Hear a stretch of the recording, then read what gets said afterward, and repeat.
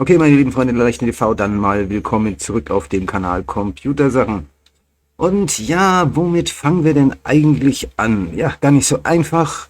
Es geht um Docker-Datenbanken, sprich eine PostgreDB und die MySQL, die habe ich jetzt rausgenommen aus diesem Programm, die kommt im nächsten Video. In diesem Video geht es eigentlich nur um die PostgreSQL-Datenbank, wie man die umzieht, migriert und sonstiges damit anstellt. Prinzipiell sollte man eigentlich erstmal wissen, Datenbanken sind etwas anderes zu behandeln. Im letzten Video habe ich ja gezeigt, wie man easy und quickie mal schnell hier einen kleinen Container umzieht und es einfach kopiert. Bei PostgreSQL-Datenbanken gilt unter anderem einige Sachen zu beachten. Wenn ihr da rumbastelt, hat PostgreSQL-Datenbank halt einige Extras.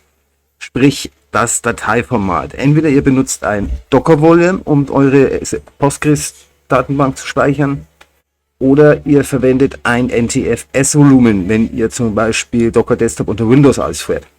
Oder ein Extended 4, wenn ihr ein Linux verwendet. Dateiformate wie FAT32, Extend FAT32 werden von Postgres nicht unterstützt, da sie als zu unsicher sind für die Datenbank. Es läuft zwar in der Regel, aber es kann halt zu Schwierigkeiten kommen. Es gibt da auch Tricks, wie man das Datenvolumen der Datenbank dann auch ändert. Darauf werde ich allerdings nicht eingehen, sondern wir machen das also korrekt auf ein NTFS-Datenvolumen, das wir verwenden, aus einem Docker-Container heraus, wo wir die Datenbank rausholen und sie dann in unser NTFS-Dateiformat als Mount Point ablegen. Prinzip ist eigentlich dasselbe, was wir auch im letzten Video hatten, wo man einfach mal so einen kleinen Container umzieht, mit Hops einfach rüber kopieren. Das funktioniert hier eigentlich auch generell. Wenn das nicht funktioniert, gibt es dann noch andere Möglichkeiten, die ich noch mal ganz kurz hier anschneiden möchte. Da haben wir unter anderem Backup der laufenden Datenbank. Es ist wichtig, ihr müsst immer darauf achten, was ich hier beschreibe. Eine laufende Datenbank oder eine beendete Datenbank. Wenn ihr ein Befehl verwendet für eine laufende Datenbank, die aber für eine offline geschaltete Datenbank ist, habt ihr eine kaputte Datenbank kopiert. Deshalb ist es ganz wichtig, hier einfach darauf zu achten, wenn ihr hier auf den Docker-Container zugreift, die Datenbank rausholt, dann müsst ihr darauf achten, ist der Befehl für einen laufenden oder einen stillgelegten Container. Standardmäßig, das was eigentlich die meisten benutzen und ein Befehl, den jeder kennen sollte, wie sichere ich meine Datenbank in ein Backup. Der Musterbefehl hier lautet einfach, jetzt zum Beispiel hier Docker Exe und dann haben wir den Container, den wir angeben müssen. Das machen wir in der Regel mit der Containernummer in dem Fall. Dann wollen wir Postgres Dump All, das heißt, wir wollen alle Datenbanken aus dieser Datenbank sichern, also alle Datenbanktabellen, inklusive der Benutzer und deren Rechte. Dafür müssen wir auch den Postgres User angeben, also den Root User, und das Ganze muss dann als Ziel definiert werden. Habe ich auch nochmal alles schön detailliert für euch zusammengeschrieben, ihr könnt das nochmal nachlesen. Die Containernummer kannst du in der Regel mit Docker PS abrufen. Dafür gehen wir mal ganz kurz rüber. So, da könnt ihr jetzt einfach mal eingeben, Docker PS, so, mal denn die Basics ranmachen. So. Das alte lausige Problem, die Fenster sind immer viel zu klein, man kriegt ja gar nichts auf dem Bildschirm. Das ziehen wir uns jetzt mal so richtig schön breit. Hier sieht man breites Grinsen, das ist genauso breit. So, und da haben wir jetzt zum Beispiel, das ist eine MySQL-Datenbank. Paperless-TK. Paperless, das ist mein Datenbank-Container. Da ist meine PostgreSQL-Datenbank drin. Ihr seht also, ich habe mehrere Container laufen, deshalb habe ich hier auch einen DB-Container für die MySQL, die das ja bevorzugt, DB-Bezeichnung. Und bei Postgres kann ich das abändern in DB Postgres-Datenbank. Und ich habe halt Paperless noch davor stehen, weil es die Datenbank für Paperless ist. Deshalb ist das einfach ganz gewandt. Das ist die Containernummer, die ihr braucht. Und dann werden wir später noch zu dem Punkt kommen. Also das ist die Containernummer. Dann werden wir noch zu dem Punkt kommen, wo wir das hier brauchen.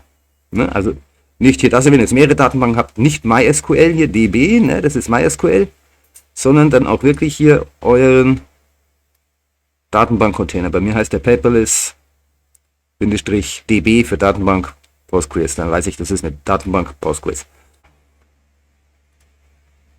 Gut, dann würde der Befehl jetzt zum Beispiel bei mir ausschauen, wenn ich die Datenbank sichern würde. Also wie gesagt, ich kann es nur jedem von euch empfehlen, euch immer wieder ein Datenbank-Backup anzulegen. Es ist einfach das Herzstück von eurem System und immer mehr im Vormarsch. Viele Privathaushalte haben auch mittlerweile schon eine SQL-Datenbank am Laufen, welches dann auch immer sei, Firefox SQLite, und da gibt es mittlerweile also alles Mögliche. Also in meinem Befehl würde das heißen, hier Docker, dann ausführen, Exit, Q, ne, also ausführen, diesen Container, dann will ich alles sichern. Mein Username ist paperroot, also paperless root, und das Ganze möchte ich sichern nach D-Backup, Datenbanken. Gut, kommen wir zu der Geschichte, wie mache ich jetzt das Ganze? Ich möchte mir meine Datenbank, ohne sie in Rohdaten zu exportieren, direkt aus dem Online-Betrieb rausziehen. Das heißt, die laufende Datenbank. Weil, wenn ich Docker beende, kann ich auf die laufende Datenbank gar nicht zugreifen. Jetzt hat aber die Datenbank das Problem, wenn sie in Benutzung ist, wird geschrieben und ich erhalte eventuell unbrauchbaren Clone der Datenbank. Also werde ich jetzt hergehen und werde einfach dafür sorgen, dass meine Datenbank, die Paperless, hier einfach nicht mehr läuft. Ich fahre sie runter, damit wird die Datenbank geschrieben und geschlossen. So, und wenn ich jetzt die Datenbank wieder mal hochfahre, dann habe ich eigentlich eine recht brauchbare Version, die ich mir ziehen kann. Das heißt, ich mache mir hier einen Ordner, Folder, pgdata, den ich ja brauche, um mir die Datenbank dann rein zu kopieren. Dann brauche ich mein Docker-Volume. Da habe ich paperless pgdata. Dann nochmal das Data-Verzeichnis.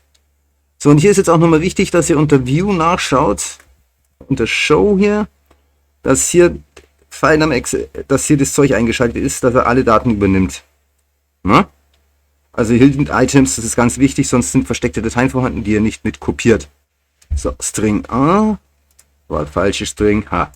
Und dann kopieren wir die Datenbank hier direkt 1:1 rüber.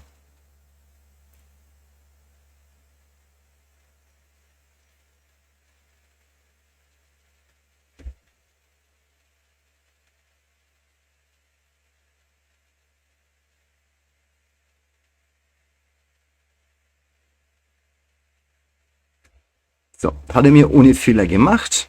Ich beende jetzt meine Docker Compose, also ich nehme das hier raus. Das seht ihr schon. Paperless, jetzt ist raus, ist also im Docker nicht mehr drin, läuft nicht mehr. So, kümmern wir uns um die Konfiguration von unserem Docker-Container. Das heißt, wenn du Portainer benutzt, musst du es jetzt natürlich im Portainer in deiner Konfiguration ändern und anpassen. Und wenn du es in der Docker Compose hast, kannst du das so machen wie ich. Ich kopiere mir hier schnell meine Docker Compose mal schnell rüber. Dann machen wir das auf. Hier ist die Definition pgdata, das ist das Volume. Dann mache ich jetzt einen Mount Point raus, indem ich hier einfach Punkt Schrägstrich hinsetze. Das heißt, der legt mir immer im entsprechenden Verzeichnis eine Datenbank an. pgdata habe ich jetzt manuell erstellt und schon rein kopiert.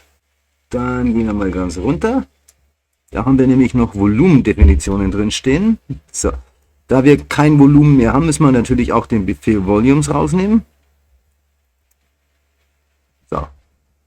Also Volume ist ausgeschaltet und pgdata Volume ist auch ausgeschaltet. Wir das Ganze speichern.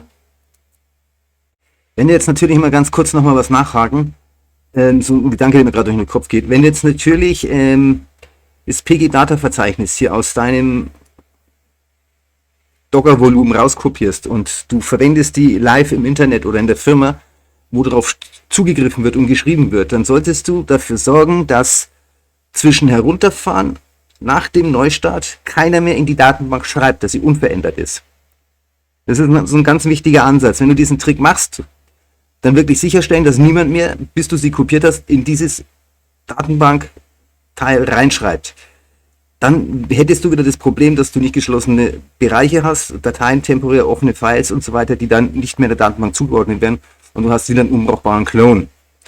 Das heißt, du solltest vorher sicherstellen, dass keiner mehr auf die Datenbank zugreift. Freigabe rausnehmen, Freigabe sperren, eine Berechtigung kurz draufsetzen, schreibgeschützt oder sonst irgendwas. Also wie gesagt, dass nach dem Neustart, nachdem du beendet hast, damit die Datenbank geschrieben wird und Neustart, dann sollte keiner mehr reinschreiben, bis du die Datenbank kopiert hast. Das ist jetzt nochmal wichtig, ganz träglich nachzuhängen. So. Das ist unser Originalteil. Das Volumen lasse ich jetzt so liegen. Also ich werde jetzt nicht direkt das Datenvolumen löschen. Es könnte jetzt immer noch sein, dass die nächsten 1, 2 Tage irgendwas auftritt, dass es nicht funktioniert. Und dann hätte ich immer noch meine alten Datenbank hier, die Sicherung auf Haus liegen. Ich fahre jetzt meinen Container wieder hoch. So, ist auch schon da. Und dann gehen wir mal hier auf unser Paperless. Eines noch nicht da, startet noch. Oder er tut es gar nicht. Paperless braucht immer einen kleinen Moment, bis er soweit ist. So, jetzt ist er da. Startet auch brav. Und da sind meine Dokumente. Speicherpfad ist auch noch da, der letzte, den ich eingestellt habe. Krypto, glaube ich, den hatte ich zwar nicht, aber ist ja egal. So, dann können wir jetzt einmal kurz nachschauen. Startseite, wir müssen 3 offene Dokumente haben. Die sind da, jawohl. Posteingang ist auch klar, da waren wir gerade schon. Dann könnt ihr das hier ganz gut sehen. Dokumente Posteingang, 77 müsst ihr schauen, ob die Datenbank stimmt. Einfach auch mal ein Dokument aufrufen.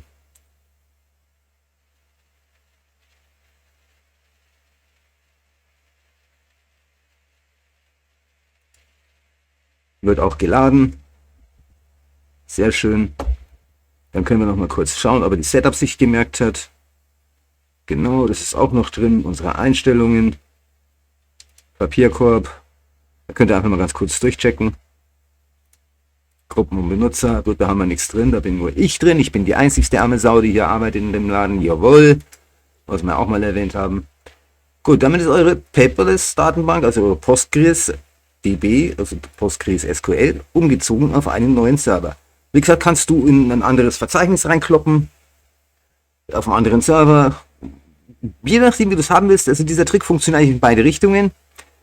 Und wie gesagt, solltest du Probleme haben, dass es so nicht funktioniert, dann musst du diesen Befehl benutzen hier und die Rohdaten rauskopieren und erstellen, falls deine Datenbank sich nicht so einfach austricksen lässt und rüber kopiert. Was dir jetzt noch passieren kann, ist, das ist der falsche, den anderen habe ich zugemacht, nein, habe ich nicht. Da wird dann falsch angeklickt, haha. Dass er Probleme beim Zugriff hat. Dass er nicht zugreifen kann auf die Datenbank, weil er irgendwelche Benutzerrechte hat. Dann musst du diese hier unter Properties, Security Advanced, dann muss man hier einfach den Besitz der Datenbank mal übernehmen. Als Admin ist normalerweise ausreichend. Ich habe es auch schon überlebt, dass man wirklich für eine Paperless-Datenbank jetzt einen Benutzer Paperless anlegen muss und diesen dann berechtigen muss, damit dies dann funktioniert. Wie gesagt, aber normalerweise ist das bei NTFS Volumes nicht der Fall. Beim FAT32 könnt ihr da sowieso nichts zuordnen. Also seid ihr da ganz getrost auf der sicheren Seite. So, das soll es für dieses Video eigentlich in Kürze gewesen sein. Den nächsten Teil kommt dann die SQL-Datenbank dran. Ich hoffe, dieses Video hat dir gefallen. Dann würde ich mich über einen Daumen nach oben sehr freuen. Ein Abo für den Kanal wäre riesig. Und wenn du die Glocke aktivierst, verpasst du auch kein weiteres Video mehr auf diesem Kanal. Dann Hinweis in eigener Sache. Ich produziere natürlich diese Videos in meiner privaten Freizeit mit meinem privaten Equipment und meiner privaten Konfiguration. Wenn du es gut findest, was ich hier mache und das Ganze unterstützen möchtest, findest du Spendenlinks, auch Überweisungen, PayPal, Bitcoin, Lightning unten in der Videobeschreibung. Und dafür wäre ich auch sehr dankbar. Dann solltest du weiterführende Probleme haben mit deinem Computer, mit deiner EDV, mit deinem Netzwerk, mit deinem Arbeitsplatz, mit deinem Server oder sonstigen Geschichten, was die IT und EDV betrifft, kannst du dich vertrauensvoll an die KSC wenden. Ein weltweiter remoter Dienstleister. Da wirst du geholfen für 25 € die Stunde. Ohne Vertragsbindung, einfach gegen Rechnung, ohne Ecken, Haken und Ösen, keine Abos oder sonstige Ecken, Haken und Ösen. Verlinke ich euch auch unten in der Videobeschreibung und dann bis zum nächsten Video. Ciao.